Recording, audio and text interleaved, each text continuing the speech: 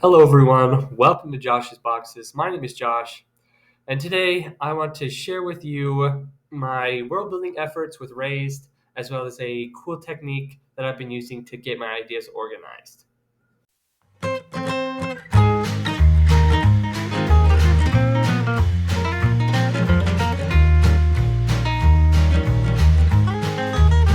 So, the contents of today's video are heavily inspired by a channel called Worldbuilding Corner.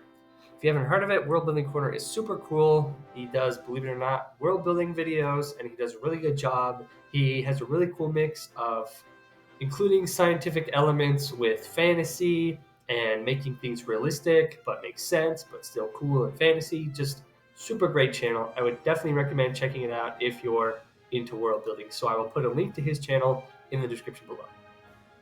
The reason why I bring up Worldbuilding Corner, besides the fact that he's a great channel, is that his very first video is all about making concepts and goals and planning your world um, as far as themes and tone and stuff like that before you go into the actual world building. And super great video. And I followed that process for Raised and added some steps of my own. And so I'm excited to share those things with you today. So my plan is to go through the principles that I've learned, the things that I added on to what World Building Corner already said, and then on top of that, showing you how I use those steps with Raised to get all of my ideas organized so that we can start some actual world building on this channel. So the technique that I'm using is called a world primer. And the idea is it's just a document you use to organize all of the themes, the interesting elements, and other, tone or concepts that are important to the world building process. I prepared a document to help explain this world primer idea. So let's head over to the document. So here I am on the World Primer doc. This is, as you can see, just a simple Google Doc. I'm going to go through the ideas really quickly. If you want to go through this more thoroughly or just have your own copy, I'm going to link it in the description as well. So you're free to have this copy, definitely. So the first part of the World Primer doc are the goals. You guys are smart. You know why you want goals. Essentially, goals are important if you want something specific out of this world. If you're world building just for fun, you don't have a certain end product in mind, you don't care, you're just doing it because it's fun, that's fine. But this world primer doc will not be very beneficial to you. But if you're looking to, create a big, like a novel series or a really intricate D&D world or something like that, then this is going to be great for you because starting with goals helps you keep your world organized as far as scope and theme and elements, everything like that. This is most of what World Building Corner's video focuses on, is the goals. So, obviously you want goals so that you remember what you're motivated and so that you can know what to focus on. And here are some areas that you should focus on. Basically the why, who, what, and how of your world. Next, you'll want to go over what I call foundational ideas. And the idea behind these foundational ideas are these are your guiding principles for the world building process. Ideally, these are tenets that you could give to another person, and if they follow them, they'll be able to make something that fits well into your world. So I have used Star Wars as an example. So here are some 6 foundational ideas to Star Wars. You got the galaxy is large and diverse, planets only have one biome, mystical abilities coexist with advanced sci-fi tech, good always wins in the end, love and hope overcome fear and hate, and problems are solved by bravery rather than like advanced technology. So hopefully you can see in this example where the themes and the tenets kind of come out and how following these principles you could fit something that more or less fits into Star Wars, at least how I see Star Wars. Another important aspect is that you should avoid specific in-world elements, and again, these should be broader themes or concepts for the world. Next, we've got the world pillars, and this is going to be where most of your energy is put in the world primer. So contrasted with the foundational ideas, which are themes and concepts, The world pillars are going to be specific elements within the world that are manifestations of these tenets. So I have a whole bunch here written for the original trilogy of Star Wars, and I'm not going to go through all of them in a ton of detail because that would take forever. But you've got like the evil galactic empire rules the galaxy with brutality and fear, or the edge of the galaxy exists outside the war, and you've got like crime lords and bounty hunters that run everything. And that's kind of a manifestation of like the galaxy is large and diverse, or good always wins in the end, or whatever. And so again, if you want to go through this in more detail, feel free to pause or check out the world document later. So these world pillars should be focused on, again, specific elements, and especially things that you think are the most interesting about this world. By reading the world pillars, you want to be able to get a full picture of the world, at least as far as the most interesting elements are. If imagine it as something that you would give to like a player if they're going to play in this world, to give them like an idea of what they might want to focus on while they're playing, for example. Finally, once you have your world pillars and your foundational ideas and everything, you should next make an elevator pitch, because this is going to be a challenge for you. You essentially have to summarize everything you just wrote with your foundational ideas and your world elements and everything into one single paragraph. And ideally, it's a paragraph that you want to be able to deliver in 30 seconds speaking. That's where the elevator pitch comes from. Is you'll be able, ideally, you can deliver it on an elevator ride. And you should pull from your foundational ideas and world pillars to get the essential components of the world, and focus on what's most interesting to hook potential readers or players or other, enjoyers of your world. But avoid a lot of in-world lingo, because using more generic terminology will make it easier to understand for someone who hasn't invested anything in your world yet. So for Star Wars, the example that I wrote up is Star Wars is a science fantasy setting where the evil empire rules the galaxy with an iron fist. Connected by all living things, the Force is a mystical power wielded by warriors who use its power for good, though they are extremely rare now, having been driven to near extinction by those who use the Force for dark purposes. Despite its growing darkness, hope remains as the scrappy rebellion fights the Empire against impossible odds. Far from this galactic war, the edge of the Empire, or the galaxy is made up of hives of scum and villainy, where crime lords and bounty hunters rule. The fate of the galaxy rests in the hands of the brave and the hopeful, but will they be able to resist the pull of the dark side? So hopefully that's a good example of kind of what to include in an elevator pitch. Another tip for making the elevator pitch, I was really intimidated by this. What helped me the most was starting out by just saying what setting it's in, like what the genre is, science fantasy, like I did here. And just starting with that, and then just writing out different like little summaries of the world pillars, especially. Just get it out on paper. Worry about making it good and snappy and interesting after you've already written it. Just write it out. I promise it will end up better than you think. So that's the world priming doc. It's these 4 different elements, and with them you should have a pretty good concept of what areas you want to focus on in the world building. So now I'm going to hop over to my Razed world primer doc, and I'll show you how I have done each of these steps for the world of Razed. Okay, here I am at the Razed world primer. I'm super excited, so let's get into it. So this is a kind of disclaimer at the start. Obviously, I'm still kind of at the beginning of this project, even though I've been working on it for a long time. So all of this is subject to change. So yeah, don't feel like any of this is binding.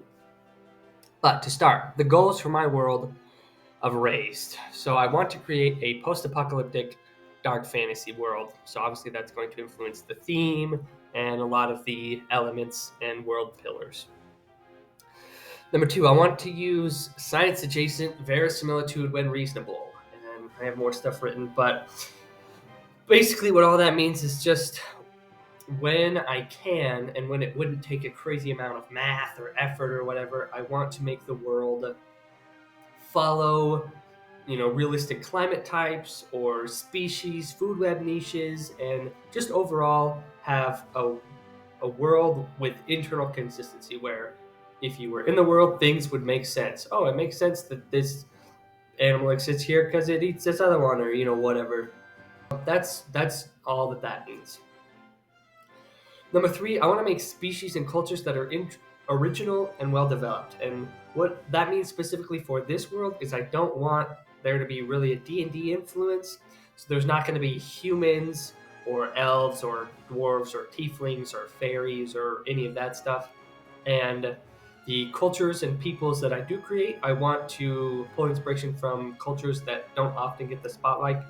Um, cultures like sub-Saharan Africa, for example, I think are really interesting, and I want to pull lots of inspiration from cultures like that.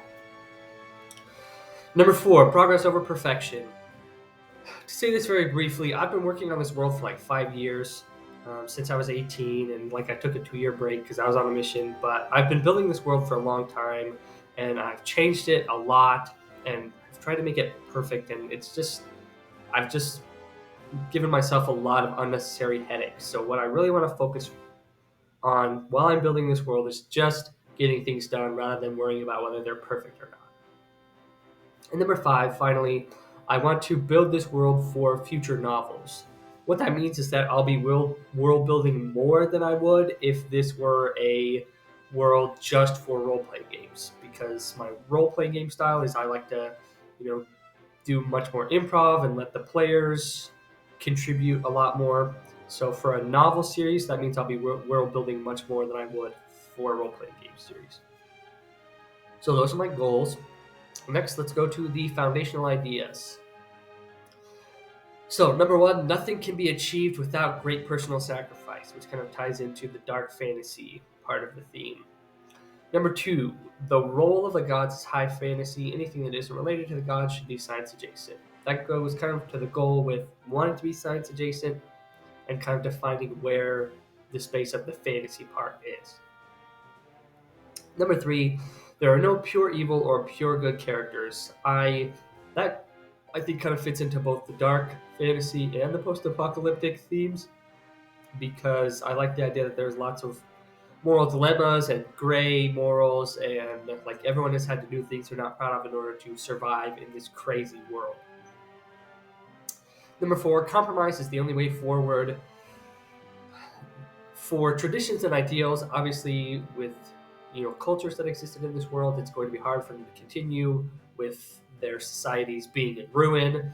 So some of their traditions might fall behind, but also as far as enemies, to not get too hard into the politics, I think our current world could use a lot more compromise rather than division. So that's all I'll say about that. And I want to include that as a part of the world. Number five, nothing can be accomplished alone. That kind of ties into the great personal sacrifice and the compromise, but no one is going to overthrow a whole empire just by themselves. It's not going to be one plucky teenager that ends the reign of the Dark One, or whatever. I don't really like that trope, and so there isn't going to be one chosen one in this world. It has to be group efforts for things to get done. Compromise, And finally, the world is very different from Earth and D&D. So this kind of goes into the I don't want there to be elves or humans or dwarves kind of thing, or the generic European fantasy kingdom where the good king rules or whatever. I don't really want that to be a part of this world. So next, we'll get into the world builders. As you can see, I have a substantial amount written here.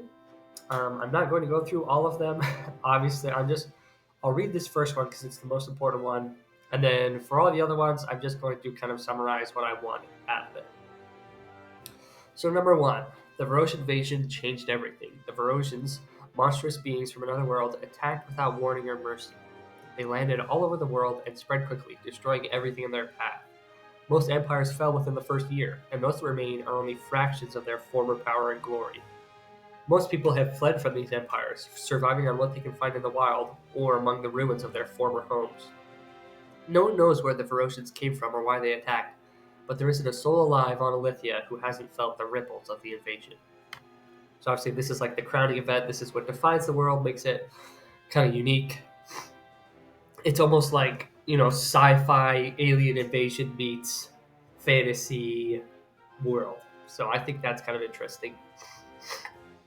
Number 2, Verosians are dominant but unpredictable. I like the idea that every colony of Verosians acts differently, and so you never know what to expect as you're going up. If you see a Verosian, like a squad passing through on nearby, do you like go up and trade with them? Do you run? Do you fight? Do you like what? I like the idea that it's never quite clear what each individual Verosian colony wants. Form they were previously are dead. Just for to have things make sense, obviously I want the gods to be real in this world, but if they were real, it would make sense that they would let these giant monsters invade the world. So when the monsters invaded the world, they killed the gods. And so that's kind of the idea.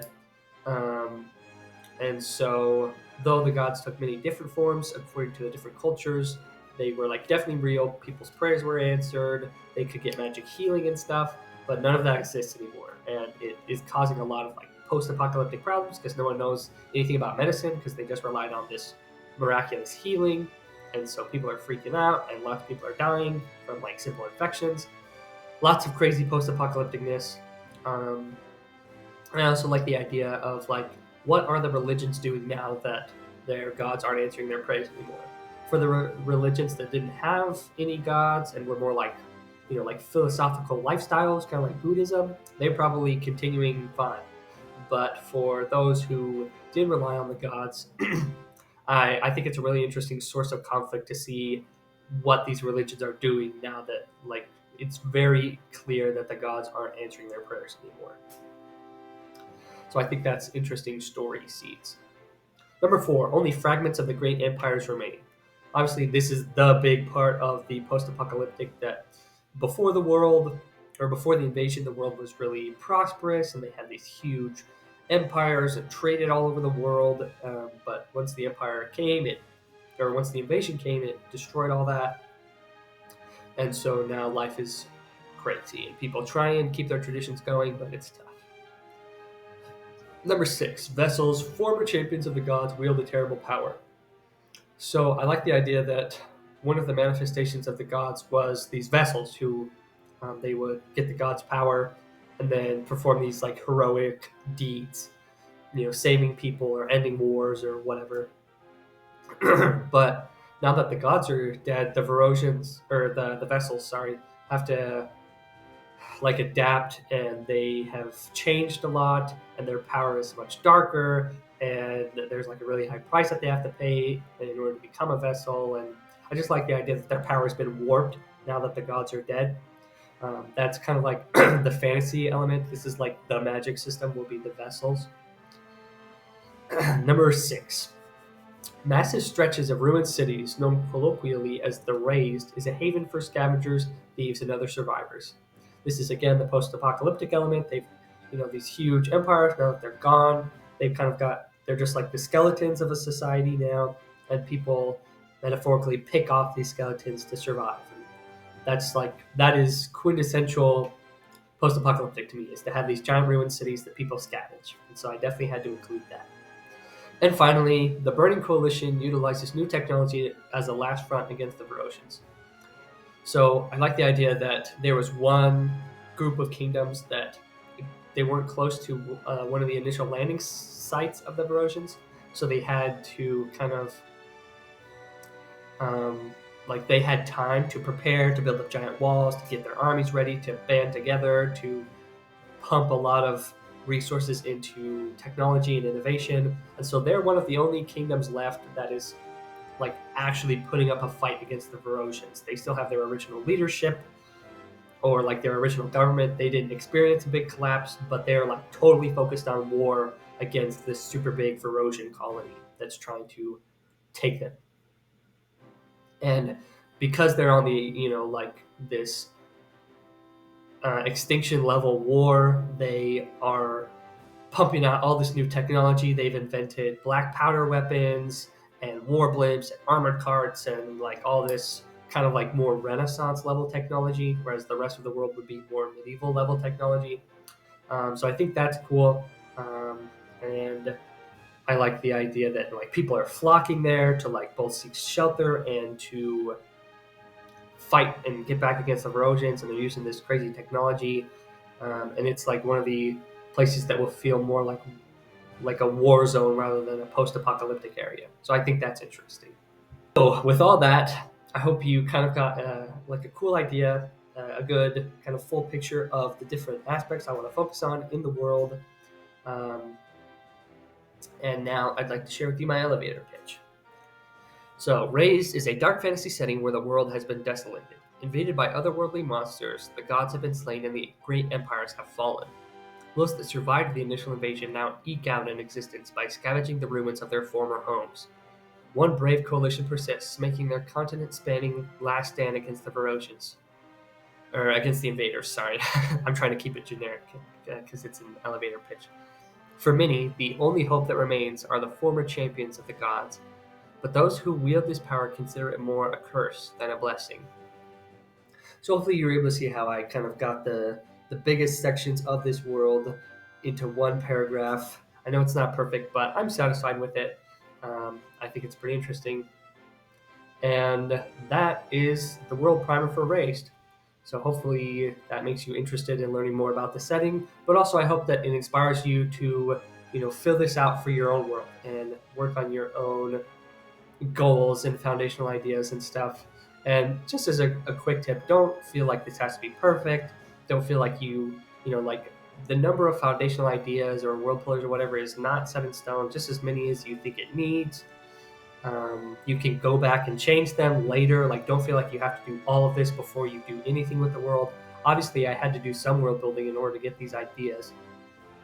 And so feel free to like, oh, I only have 4 now, but I've been working on it for a couple months. Now I have 2 more and whatever. Like, none of this has to be set in stone. Okay, you can add it and change it as much as you want. Just again, don't worry about being perfect. Just focus on what's fun and interesting to you.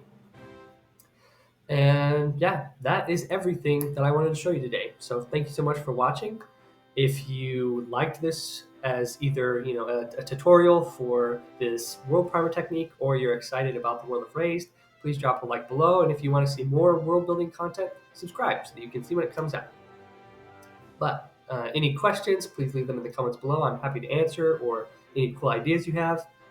Thank you so much for watching, and until next time, ciao. But